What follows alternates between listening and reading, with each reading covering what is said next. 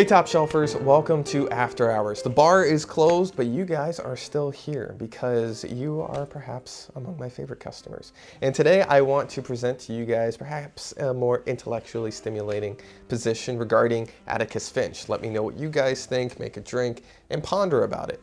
So today I wanted to talk about Atticus as a character that is someone that we can aspire to be, I think is the better word actually there, and imitate, because, you know, there's a theme throughout a lot of films in history of people that have been brought to higher forms of being and therefore becoming what would the literary term be a Christ figure, an ideal that almost seems impossible to reach. And I think Atticus fills some of those themes in his own character because he is remarkable. He is incorruptible in the way that he acts. But at the same time, I feel that he is exceptionally human and is just a man that really represents what authentic, good, masculine figure should be. And let me take you through it just for a second. So Atticus is brought into our story and we realize that he is a single father. His wife died. You know, he's working as a lawyer. You know, they don't make a ton of money because they're in this kind of more poorish southern town, right? More agricultural and in the middle of Mississippi.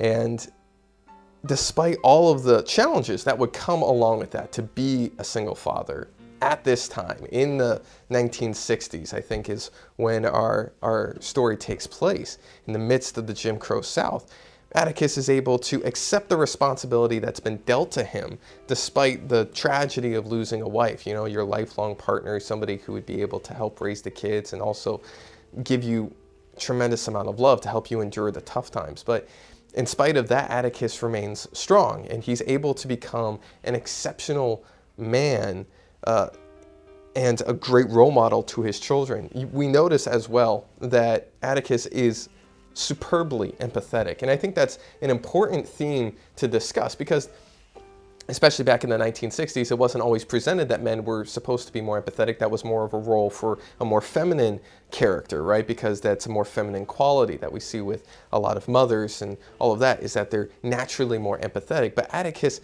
fulfills that empathetic role and almost is able to fill in his children's lives that need to be able to see people from their own side of view and to have an incredible amount of emotional intelligence.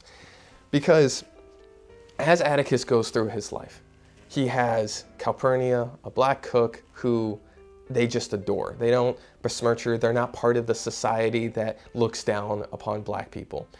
They value her more than they could possibly think. He looks at Mr. Cunningham, a lowly, poor man who's in legal trouble himself and unable to pay for his legal troubles. But Atticus says, that's not the point. I don't really want your money. I want to help you. And whatever you can pay, because this isn't charity. You're a proud man. And you are a man who wants to be able to provide for his family. Whatever you can pay, I will accept. And that's not something to say that, you know, I think Atticus is taking pity on Mr. Cunningham. I think he is seeing him for the man that he is and respecting what he is able to do, at the same time having the empathy to be able to do it with the right attitude. As we go further into the story, we see his interactions with Tom Robinson and again with Mr. Cunningham. As Tom Robinson is arrested and he's put into prison and, you know, they're awaiting the trial, a lynch mob comes out and they're looking to enact mob justice upon Tom Robinson, mostly because, you know, there was that underlying racism within, and this was an egregious crime, and the people felt that, well, the courts could be corrupted, so we have to take matters into our own hands. And Atticus shows his strength and his love of justice in this moment because he stands outside the prison. He sits down. He is with Tom outside of his cell. And in the midst of this impending danger, these people are intending to kill Tom. They are looking to end his life right then and there. They could be looking to end Atticus's at the same time. Atticus stands strong and he looks at the people and he says, what you're doing is not justice. Remember what is just here. We are not a people of savages. We are a people that believe in the court of law. And he particularly makes that claim to Mr. Cunningham when he is part of the mob. And he goes, I know you. You are not this type of person. You are better than this. And Mr. Cunningham really takes that to heart himself. And Atticus, through his courage and also his unwavering principles, is able to de-escalate the horrible impending injustice of lynching Tom Robinson. And then, as we see in the story, as they get into the trial, Atticus never harbors any ill will for the Yules. He recognizes that their situation isn't entirely great.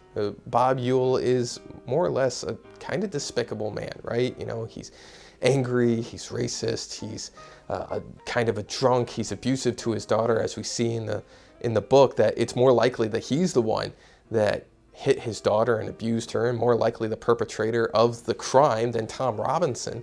But even in that, Atticus doesn't hold them in ill regard. He understands their situation and understands that, yes, they have a very difficult life, and we have to recognize the trials that have been set before them.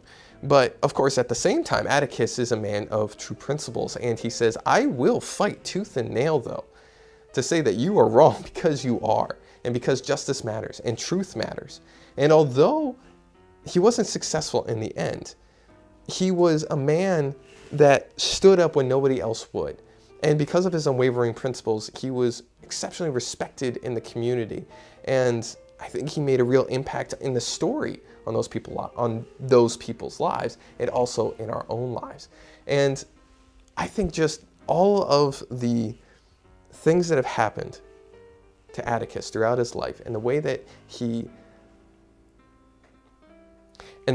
presented himself in society, is not something that's an ideal. It's not something beyond our capability. I think the way that Harper Lee wrote Atticus's character, and the way that he's portrayed on screen, is that he is a man that is principled, unwavering, lover of justice, and seeks truth, but at the same time is not without exceptional empathy. And that is something that I think all of us can aspire to be. And it is one of the reasons why Atticus is amazing. He's just a great character.